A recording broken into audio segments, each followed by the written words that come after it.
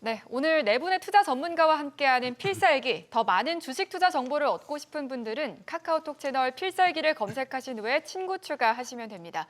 그럼 바로 국내 증시 상황부터 점검해 보겠습니다. 코스피가 드디어 6,000피 시대를 열었습니다. 5,000피를 돌파한 지 불과 한 달 만에 6,000을 넘어서 6,300선까지 그야말로 질주를 한 건데요. 허예남 대표님, 시장 상황부터 짚어주시죠. 네, 우선 이번 주 미증시에서 AI 고품 논발 변동성이 있었지만 역시 강한 이익 모멘텀과 또 개인 중심의 수급으로 인해서 사상 최고치 랠리를 이어가고 있습니다. 우선 26일에는 삼성전자와 SK 하이닉스 그리고 또 현대차까지 신고가를 돌파를 했고 또 27일에는 개파락 출발을 했지만 역시 개인 중심으로 오후에 수급이 강하게 들어오면서 역시 견고한 흐름을 이어가고 있습니다. 가장 중요한 건 역시 수급이라고 표현할 수가 있겠는데 ETF 전성 시대라고 표현할 수가 있겠습니다.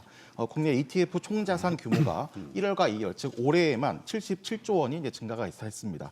작년 증가분의 약 66%에 해당되는 그런 수치라고 볼 수가 있겠고, 국내 증시 강세에 지수형과 테마형 ETF로 자금이 쏠리면서 기간 안에서도 금투 중심의 수급이 강화되고 있는 그런 흐름입니다. 결국에는 풍부한 유동성과 삼성전자, SK 하이닉스 요 빅투 중심으로 한 EPS 랠리가 계속 보여지고 있다 보시면 되겠기 때문에 일단 이런 그 미증시의 변동성은 결국에는 눌림목을 주어졌을 때 다시 한번 기술주 중심으로 한 비중 재확대 타점 이렇게 접근하시면 되겠습니다. 네, 시장에서는 7천 그리고 8천까지 눈높이를 계속 높이고 있는 상황인데요. 얼마나 이 상승 드라이브를 유지할 수 있을지 궁금해지는 시점입니다. 강동현 대표님 어떻게 보십니까? 일단 지금은 지수 방향성을 반도체가 쥐고 있는 그런 상황입니다. 이 삼성전자라든지 SK 하이닉스 그리고 우선주까지 포함하게 되면은 이 코스피 안에서 비중이 40%나 되거든요. 실제로 목요일 시장 같은 경우는 이 전체 구성 종목 중에 약 2,600개 중에서 2,000개 가량이 빠졌음에도 불구하고 코스피 같은 경우는 3% 상승이 나왔습니다. 이 부분은 삼성전자라든지 SK 하이닉스를 포함한 반도체 업종이 영향이 좀 크다 이렇게 볼 수가 있고요. 최근 코스피 목표 상단도 상단 전망도 계속 상향 조정되고 있는데요. 특히 노무라 같은 경우는 8,000포인트까지 이제 제시를 했습니다. 이 부분은 결국 반도체 섹터의 주가 상승 여력이 아직까지 충분하다라는 것을 전제로 깔고 있는 전망이라고 보이고요. 그렇다라고 하면은 이 반도체가 쉬는 과정에서 다른 업종이 지수를 끌어올릴 수 있을까라고 질문이 나올 수가 있는데 네. 현실적으로는 좀 쉽지 않다라고 생각됩니다. 이 시가총액 3위인 이 현대차의 그 코스피 비중 같은 경우는 2%가 조금 넘어가고요. 그리고 LG 에너지 솔루션 같은 경우는 1%가 이제 조금 넘어갑니다. 현재 시장 구조를 보게 되면은 반도체가 지수를 이끌고 있고 지수 흐름이 다시 다른 업종에 영향을 주고 있는 그런 상황이거든요. 결국 지금 시장의 관심은 이 반도체에 맞춰질 수밖에 없는 그런 시기이다. 그리고 반도체 비중이 우리나라 같은 경우는 굉장히 크기 때문에 이 반도체 변동성에 따라 가지고 지수가 따라 움직일 수밖에 없습니다. 물론 지금 시장 분위기는 굉장히 좋습니다. 이 자리에서 계속 말씀드렸다시피 상반기까지는 이 반도체가 선행 사이클에 있다라는 점을 감안한다 하더라도 업종에 대해서는 여전히 긍정적으로 보고 있고요. 이 삼성전자와 SK 하이닉스의 업황이 개선되면서 이 이익 추정치도 계속 상향되고 있는 그런 모습입니다. 실적이 증가하는 만큼 이 주주 환원에 대한 기대도 자연스럽게 커질 수 있는 구간이라 생각이 듭니다. 네. 그런데 최근에 오름세가 워낙 가파르다 보니까 이제 과열에 대한 우려도 나오고요. 그리고 반도체 투톱에 대한 비중이 과도하다라는 걱정도 나오고 있는 상황인데요. 조정 가능성은 어떻게 보세요, 김호영 대표님? 너무 가파르게 올랐기 때문에 조정은 언제라도 가능하다라는 생각을 항상 하고 계셔야 될 것 같습니다. 그런데 이제 지금의 상승이 어떻게 보면 포모 심리에 의한 추격 매수라든지 이런 좀 불안정한 상승이 아니고 확실하게 실체가 있는 상승이라는 점에 주목을 해야 되는데요. 올해 이익 전망치가 삼성전자와 SK 하이닉스에 집중이 되어 있다는 것도 결국 이 두 기업의 상승이 실적이라는 실체에 근거를 두고 있다라고 보셔야 되겠습니다. 이들 기업의 호실적은 연결된 반도체 밸류체인 기업들의 호실적에도 기여를 하게 되겠고 우리 증시에 이 반도체 밸류체인이 차지하는 비중이 40에서 60%가량이 되기 때문에 지수 상승에 더 무게를 둬야겠죠. 지금 시장은 초대형주의 랠리가 만든 결과이긴 한데 실적보다는 수급 장세라고 좀 보셔야 됩니다. 정부 주도의 풍부한 유동성 공급 그리고 주요 기업들의 펀더멘털의 강화 이 두 조건이 충족되면서 만든 강세장이기 때문에 조정도 나오겠지만 이런 조정 구간이 나온다면 매수 기회로 활용하시면서 반복 매매 또는 지속적인 추세 상승 노려보시기 바랍니다. 네, 수급 동향도 짚어보겠습니다. 코스피 6천 입석의 주된 동력이 어떻게 보면 기관의 매수가 굉장히 강합니다. 최근 매매 동향을 보면 무려 7조 원 넘게 매수세를 이어가고 있는데요. 추가 매수 여력이 더 있을지 궁금하거든요. 김동완 예. 대표님. 코스피 6,000피의 견인차를 한 것이 이제 기관이라고 보시면 좋겠는데요. 국민연금만 봐도 2025년도에 수익금이 한 200조 원이 넘는다고 하죠. 보통 기관들도 평상시에 이제 법인 계정으로 한 300억에서 500억 정도의 삼성전자를 보통 이제 계속 가지고 있게 되는데요. 삼성전자 같은 경우에 작년도에 주가는 한 4배 정도가 급등이 나왔습니다. 그러면 단순 계산만 해보더라도 300억을 투자를 했다면은 지금 법인 계정에 한 1,200억 정도가 되었다는 얘기겠죠. 그래서 유동성 장세라는 것은 여기서부터 출발을 한다라고 보시면 좋겠고요. 여기에 이제 고객 수탁고까지 계속적으로 쌓이면서 매수 유입은 향후에도 지속적으로 되는 그런 모양새를 좀 보여주고 있고요. 그 덕에 이제 SK 하이닉스는 정말 이제 100만 원을 넘어서 110만 원을 넘어가는 그런 가벼운 급등세를 좀 보여주고 있고요. 삼성전자 같은 경우도 이제 20만 원을 넘어서 이제 21만 원까지 올라가는 그런 모습을 보여주고 있습니다. 이런 기관의 유동성 자체가요, 이제 시총 3위인 현대차까지 유입이 되면서 앞서서의 방송 시간에도 말씀을 드렸지만 이제 현대차 쪽으로 기관의 수급이 많이 몰린다는 말씀을 드리면서 엔비디아 시가총액의 10% 정도는 올라갈 수 있다라고 이제 말씀을 드렸는데 아마 기관들도 그러한 모양새로 계속적인 현대차의 매수를 하면서 벌써 60만 원까지 넘어가는 이제 그런 모습을 보여주고 있습니다. 그러니까 결국 수급 논리로 본다면 높은 밸류 걱정 없이 높은 수익으로 현재의 매수 포지션을 기관들은 계속적으로 유지를 해줄 것으로 보여주고 있고요. 우리 증시 격언에는요, 시세는 시세에게 물어보라는 그런 증시 격언이 있습니다. 고점을 예단할 수 없는 그런 폭발적인 장세는 당분간 계속적으로 이어질 것으로 보여주고 있습니다. 네, 계속해서 상승 랠리가 기대되는 우리 시장입니다. 정부 정책 모멘텀도 살펴보겠습니다. 3차 상법 개정안이 지난 25일에 국회 본회의를 통과했습니다.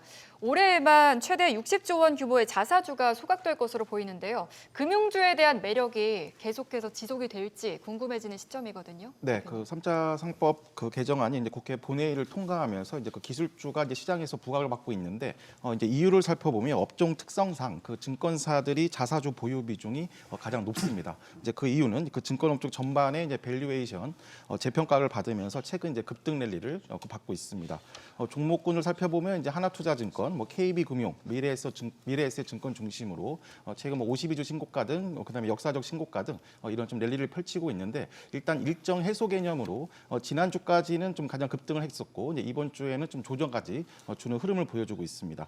하나투자증권 기준으로 해서는 이제 작년 정고점을 돌파한 8,000원의 이제 지지력을 단기 지지력을 확인을 하고 여기에서 이제 지지 라인을 확보했을 때 다시 한번 비중을 재확대하는 그런 전략도 유효하겠습니다. 네, 3차 상법 개정안이 통과가 됐고 그 후속 조치로 주가 누르기 방지법까지 거론이 되고 있는데 이건 어떤 내용입니까?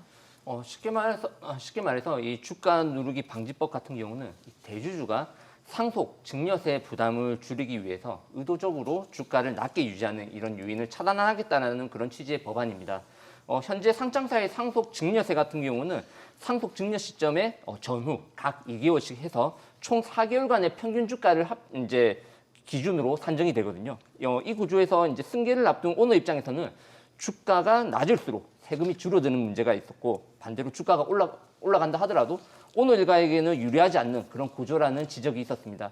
이에 따라 정부는 PBR이 과도하게 낮은 기업에 대해서 단순 시장 가격이 아니라 전체 자산, 순자산 가치의 80%를 한손으로 적용해서 과세하는 방안을 검토 중입니다. 즉 일부러 저평가를 방치한다 하더라도 이 세금상 이익이 없도록 이 구조를 바꾸겠다라는 취지거든요.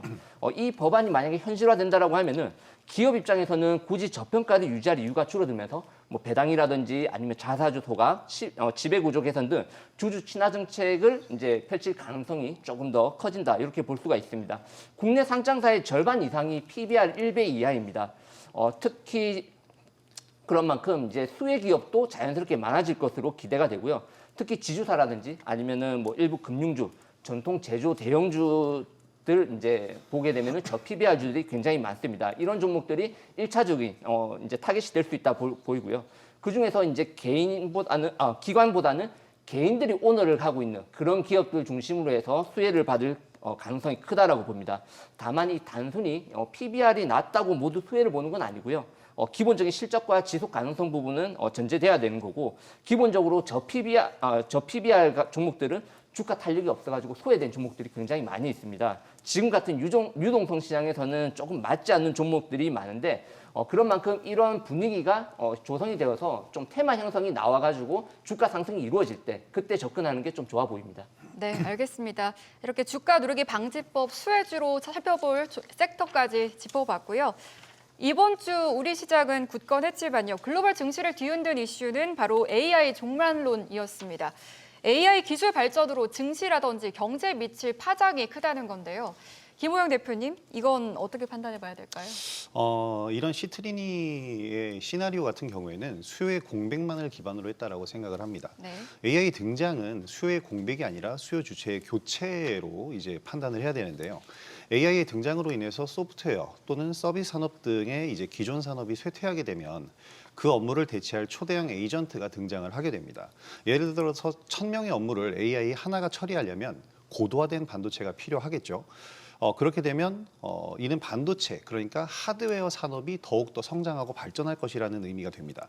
소프트웨어 업종 또한 마찬가지인데요. 이 AI라는 것 자체를 도구로서 활용하는 소프트웨어 업체들이 등장을 하게 될 거고 결론적으로는 새로운 일자리가 창출이 된다라는 의미가 됩니다. 지금은 과거의 산업혁명이나 인터넷 보급기 초창기 시절 이때처럼 일시적인 실업 공포가 좀 다가왔다라고 판단이 되고요. 이때 당시에도 주가를 눌렀지만 결과적으로는 새로운 일자리 창출 그리고 기업 이익률이 폭발적으로 증가하면서 주가 역시 상승을 했습니다. 이 주식 시장 같은 경우에는 고용 지표보다는 생산성에 더 열광하는 시장이기 때문에 결국 지금 AI 파괴론이라는 이런 자극적인 개념 자체는 고가권에서 차익 실현을 하기 위한 명분을 형성하고 제공하고 있다. 이렇게 판단하시는 게 더 좋을 것 같습니다. 이런 가운데 엔비디아 실적이 공개됐습니다. 일단 어닝 서프라이즈를 기록했는데요. 좀 어떻게 평가를 해봐야 될까요? 사실 AI 거품론이 계속해서 나오고 있는 상황에서 AI 관련주 어떻게 봐야 될지 궁금하거든요, 대표님.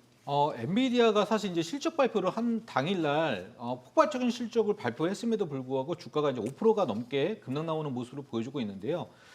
실적 발표라는 것이 이제 지금 실적보다는 앞으로 실적에 대한 전망치를 예견하다 보니까 너무 실적이 나오니까 이제 앞으로 실적이 조금은 줄어들 수 있다라는 그런 우려감 때문에 5%가 넘게 하락을 했지만 저는 향후에 이 엔비디아의 주가는 조금 더 올라갈 수 있다. 좀 그렇게 보고 있습니다.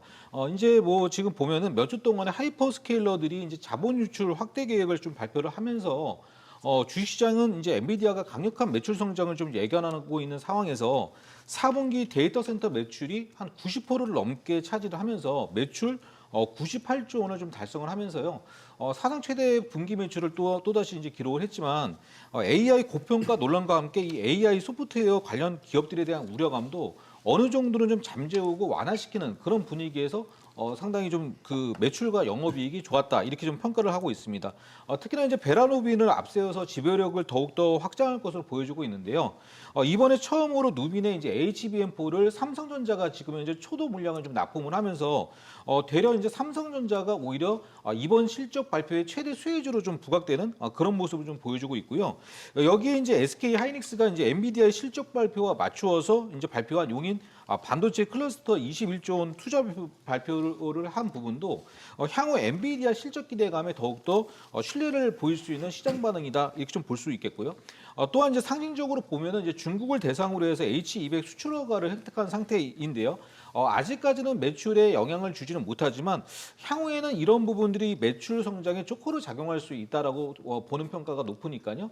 그런 부분에서 봤을 때에는 엔비디아의 실적 발표는 이 AI 거품론은 어느 정도 잠재울 수 있다 그렇게 보여주고 있습니다. 네, 지금 시장의 가장 불확실한 요인은 바로 트럼프 관세입니다.